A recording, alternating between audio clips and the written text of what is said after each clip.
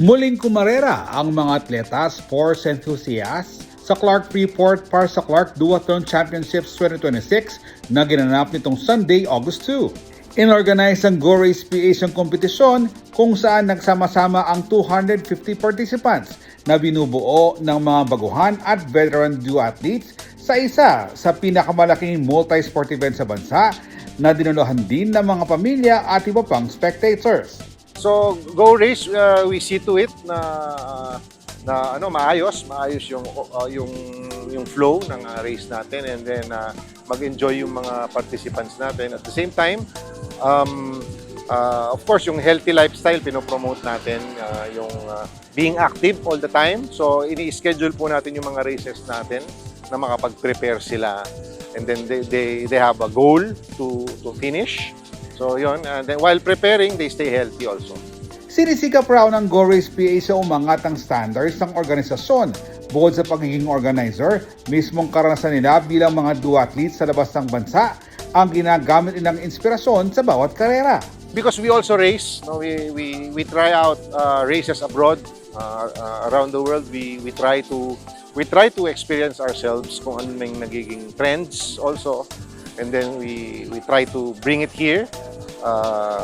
So at least naka-up yung level ng ng organization natin, up to international standards. Yes. Ang vlogger na si Love It Girl, first time sumali ng duathlon at puro good vibes raw ang na-feel niya sa race. Actually, first time ko today. Ang saya ng mga tao dito. Parang very small community. Feeling ko very welcoming lahat dito. Sobrang fun.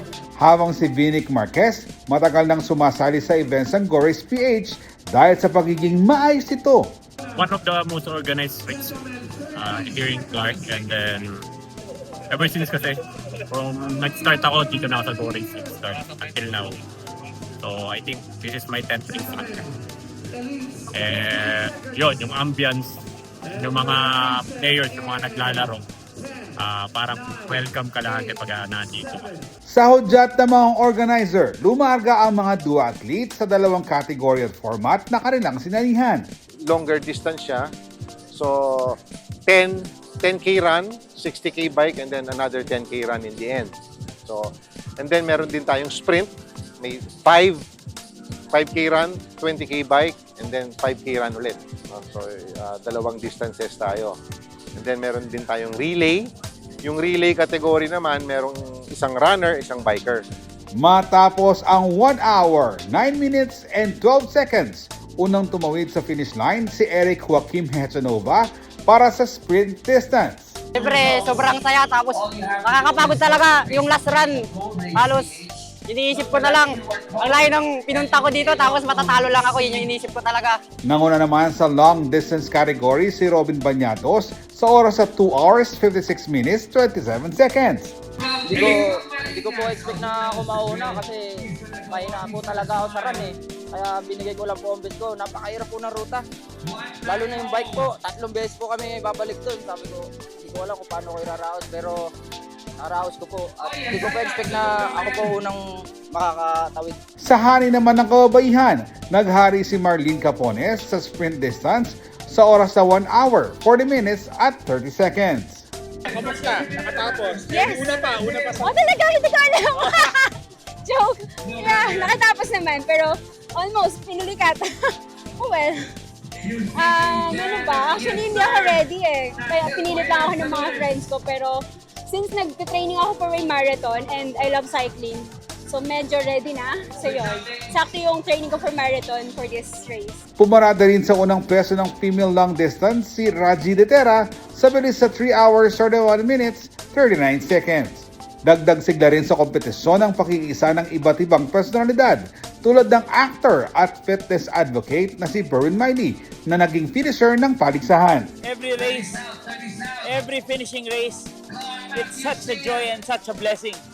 Maraming hindi nakakagawa nito. Maraming nasa mas mahirap na posisyon. Pero tayo, may hanap buhay ka. Nakakapag-exercise ako. Masaya at okay yung organizer. Nagkaisa naman ng mga sumali sa pagsasabing perfect at swak na swak ang Clark Freeport para sa mga ganitong klase ng multi-sport event. Well, like always, yung pader, ruta natin yon. Yan ang sikat dito. Mahirap, challenging, pero perfect. Perfect in a sense, security, yung kalsada, yung marshals, and of course, yung buong Clark development. Talagang alagang-alaga yung ruta, yung mga puno, lahat maayos. Controlled yung traffic. Maganda ruta sa Clark. Maganda yung kalsada, unorganized yung palaro dito. Good. 10 out of 10. Guys, I'm inviting you sumali kayo sa any race ng Go Race PH. Masaya yung vibe, very friendly lahat. Hindi masyadong crowded, and then yung after run, sobrang saya na after party. Samantala, hindi pa man lumalamig ang init ng katatapos lang na kompetisyon, panibagong subok sa tibay at bilis na naman ang abangan ng multi-sport community sa buong bansa. Ito'y matapos i-announce ng Go Race PH na pinaghahandaan na rin nila ang mas malaking multi-sport event na gaganapin din sa Clark this October, ang Titan 77.7. So sa October, ito po yung pinaka-highlight, isa sa mga highlight natin kasi long distance event po siya, Titan 77.7. No? Ito yung 4K run, 100K bike, and then 21K run sa dulo. Ito po ay mas bigger and then longer siya. So marami pong naghahanda para dito. Apo. I'd like to invite everyone to visit our Facebook page, Go Race PH, Instagram also, and then goraceph.com, yung website po natin. Mula sa pagtataguyod ng malusog na pamumuhay hanggang sa paghubog ng kalidad ng mga atletang Pinoy, patuloy ang pag-arangkada ng Clark bilang major hub para sa sports tourism sa bansa. Ako si Jody Dizon Mercado para sa CLTV 36 News.